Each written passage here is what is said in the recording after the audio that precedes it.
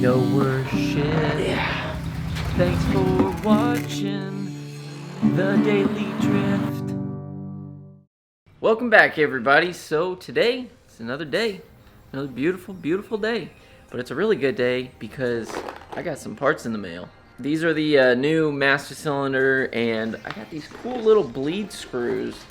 Basically, it's a speed bleeder, so you screw these in place of your old bleeders, and you can literally open the valve and bleed it by yourself. So I won't need anybody helping me to do it.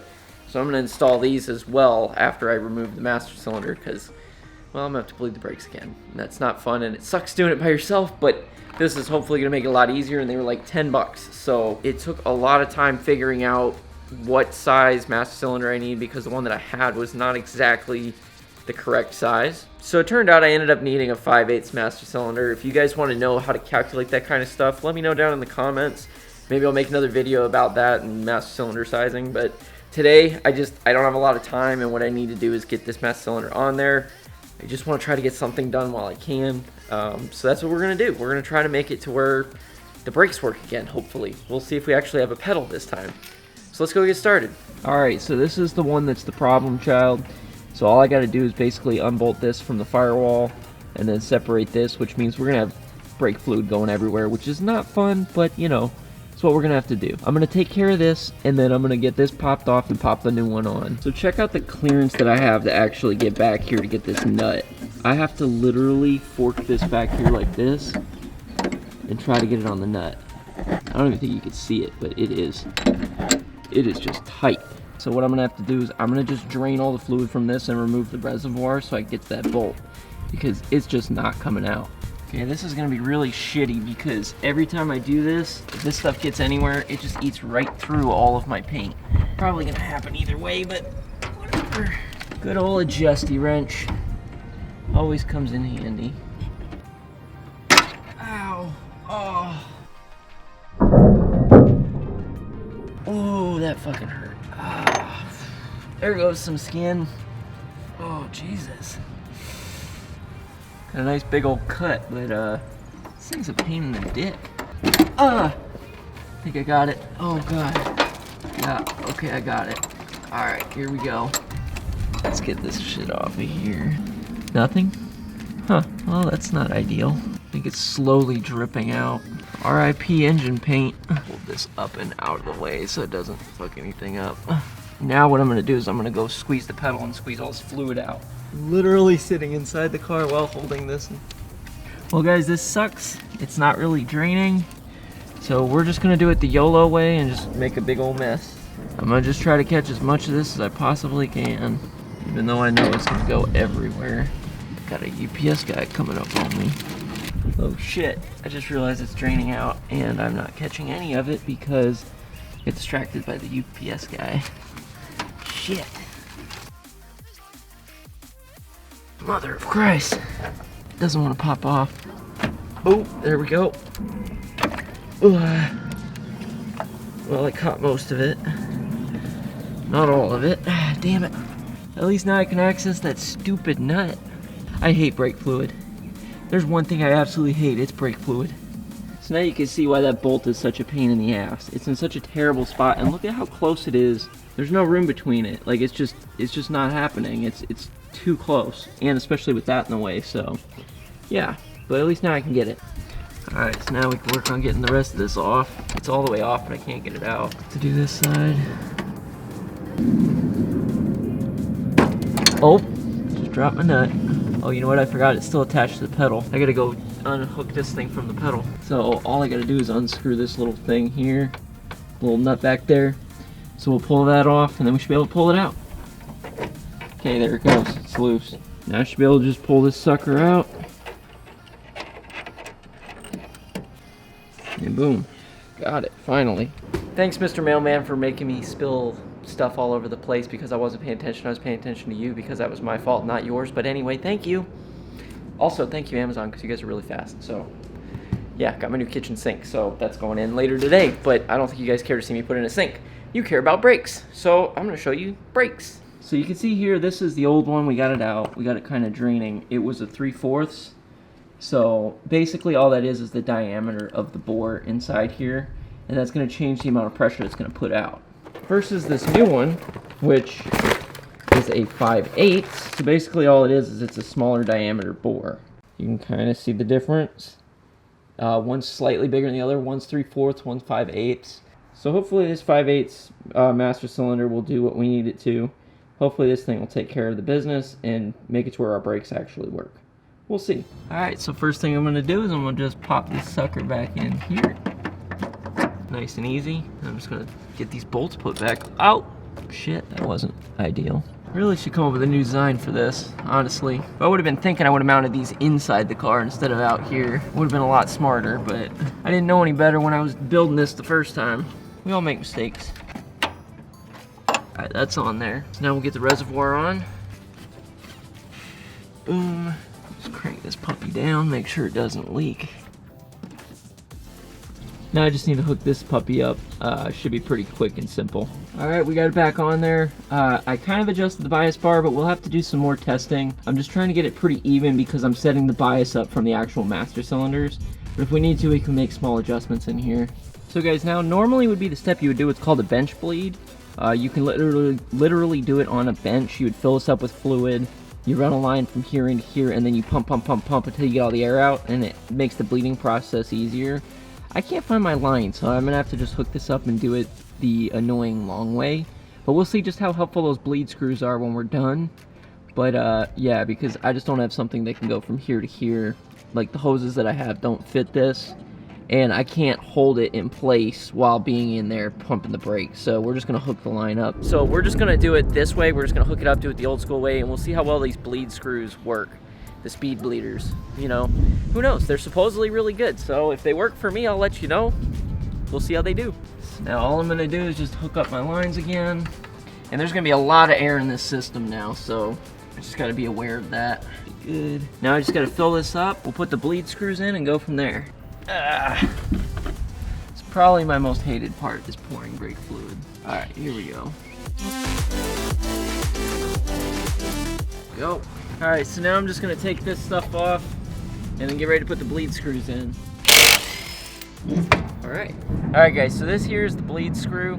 It's basically a little spring-loaded device, and inside here it's got a little, basically like a ball check with a spring, and what it does is when you open this up, it still seals, but then when you push pressure, it lets it come out without letting air back in, so it makes it real easy if you're trying to bleed your brakes by yourself. It's gonna make it a lot easier so you don't need to rely on other people to help you.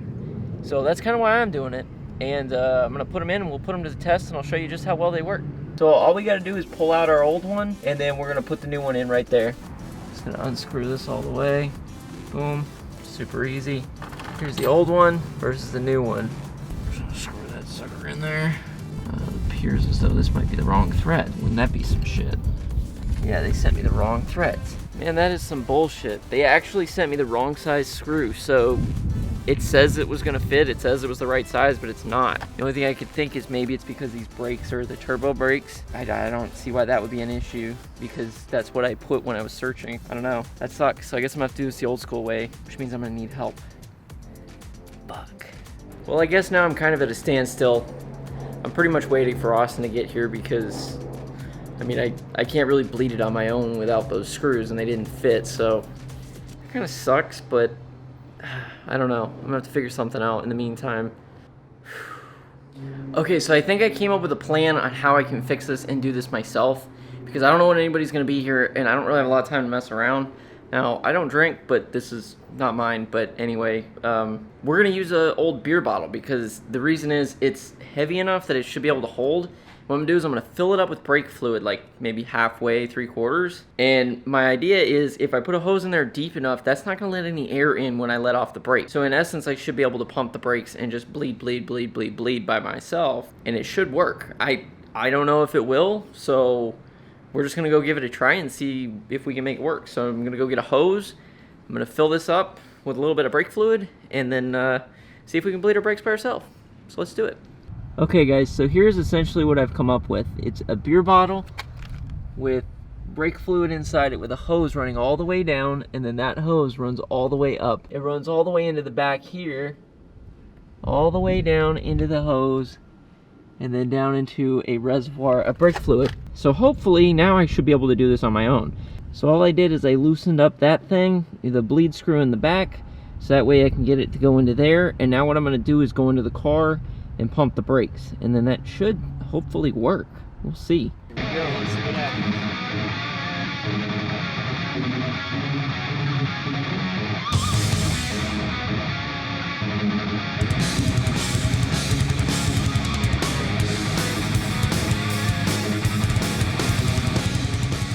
That feels really good. I'm going to tighten it up.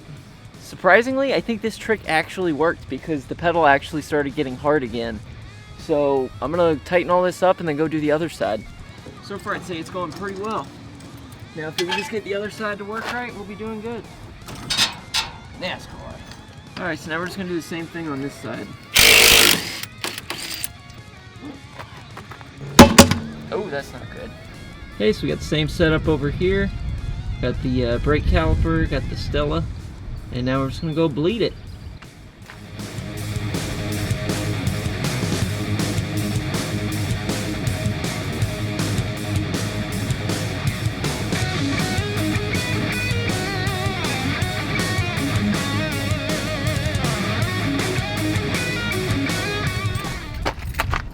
Now I'm just going to tighten this sucker up.